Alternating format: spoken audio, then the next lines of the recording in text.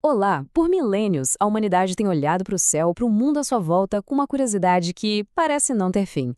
Essa aqui é a história da maior de todas as buscas, a jornada para a gente entender quais são as regras fundamentais do nosso universo.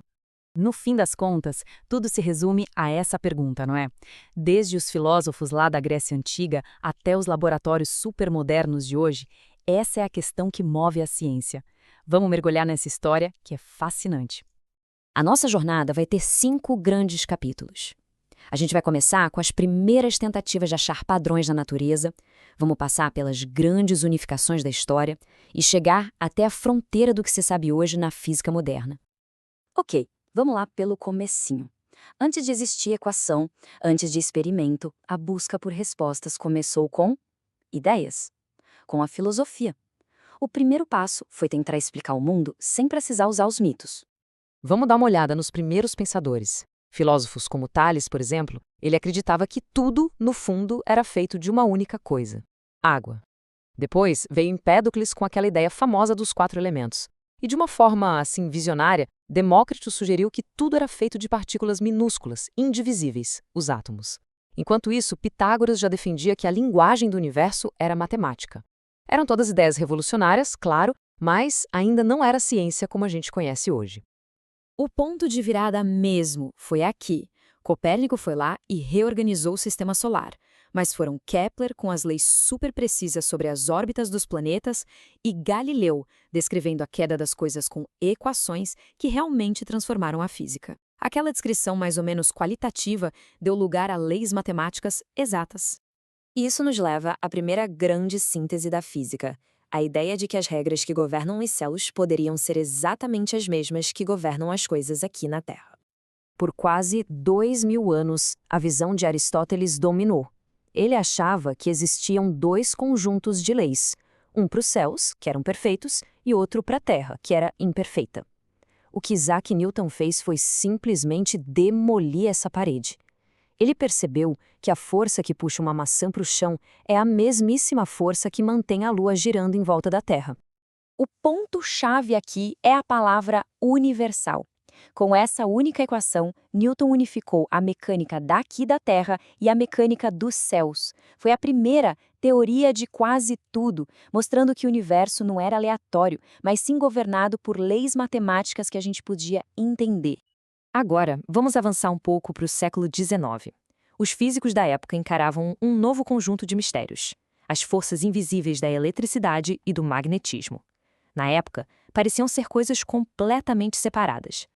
E aí, as peças do quebra-cabeça começaram a se encaixar. Coulomb descreveu a força elétrica. Aí Worsted notou que uma corrente elétrica podia mexer a agulha de uma bússola. E Michael Faraday, que era um gênio experimental, mostrou o contrário. Um ímã se movendo podia criar eletricidade. Ficou claro que existia uma conexão muito profunda entre essas duas forças. Olha, o que vem a seguir é uma das maiores conquistas da história da ciência. Uma única pessoa, usando só o poder da matemática, juntou todas essas observações. O Maxwell pegou as descobertas de Faraday e de outras e traduziu tudo num conjunto de 4 equações. E qual foi a consequência impressionante disso? As equações dele previam a existência de ondas que viajavam numa velocidade muito específica, e essa velocidade era, precisamente, a velocidade da luz. Ele não só unificou a eletricidade e o magnetismo, ele revelou que a própria luz era uma onda eletromagnética. A segunda grande unificação estava completa. No comecinho do século XX, parecia que estava tudo resolvido. Mas alguns probleminhas que ainda existiam estavam prestes a criar uma tempestade, uma que criaria a maior divisão da física moderna, uma divisão que existe até hoje. E aqui está o grande problema. De um lado, a gente tem a relatividade geral de Einstein, a nossa teoria do universo em grande escala. Do outro, a mecânica quântica, nossa teoria do mundo subatômico. As duas são incrivelmente bem-sucedidas, cada uma no seu campo. O problema? As descrições que elas fazem da realidade são completamente contraditórias.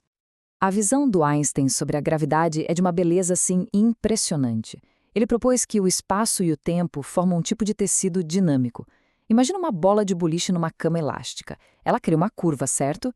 É isso que os planetas e as estrelas fazem com o espaço-tempo. E nós, como se fôssemos bolinhas de gude, seguimos essas curvas. Isso é o que a gente sente como gravidade. Enquanto isso, lá no mundo subatômico, as regras são completamente diferentes. A energia não é contínua. A realidade é meio nebulosa, probabilística, onde uma partícula pode literalmente estar em vários lugares ao mesmo tempo até a gente observar. É esquisito, vai contra a intuição, mas funciona. Toda a nossa tecnologia moderna de lasers a computadores depende da mecânica quântica. Isso nos traz para os dias de hoje. O grande desafio da física teórica hoje é resolver esse conflito, encontrar uma única teoria que consiga abraçar tanto o cosmos quanto o mundo quântico. A gente teve um sucesso parcial. O modelo padrão de partículas é uma teoria quântica que unifica 3 das 4 forças fundamentais da natureza. É a teoria mais precisa que a humanidade já construiu, mas ela é incompleta. O objetivo final, a busca que consumiu os últimos 30 anos da vida de Einstein e que continua motivando gerações de físicos, é encontrar uma teoria unificada, que muitas vezes é chamada de teoria de tudo. Se o modelo padrão é tão bom assim, por que ele não é a resposta final? O que está faltando exatamente?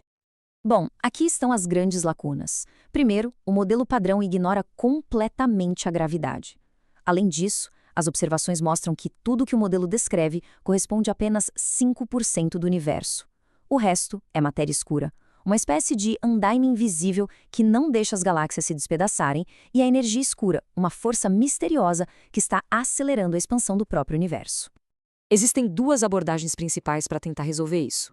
A teoria das cordas sugere que, num nível fundamental, tudo é feito de minúsculas cordinhas vibrando. Vibrações diferentes correspondem a partículas diferentes. Já a gravidade quântica em loop tenta quantizar o próprio espaço-tempo, sugerindo que ele é feito de átomos de espaço indivisíveis. Ambas são ideias ainda especulativas, mas fascinantes. Essa não é uma busca nova. Desde os primeiros filósofos gregos até os cálculos supercomplexos de hoje, essa é uma jornada de mais de 2.600 anos, uma das mais longas e persistentes aventuras intelectuais da humanidade. E isso nos deixa com a pergunta final. Será que um dia a gente vai ter uma única equação que descreva toda a realidade?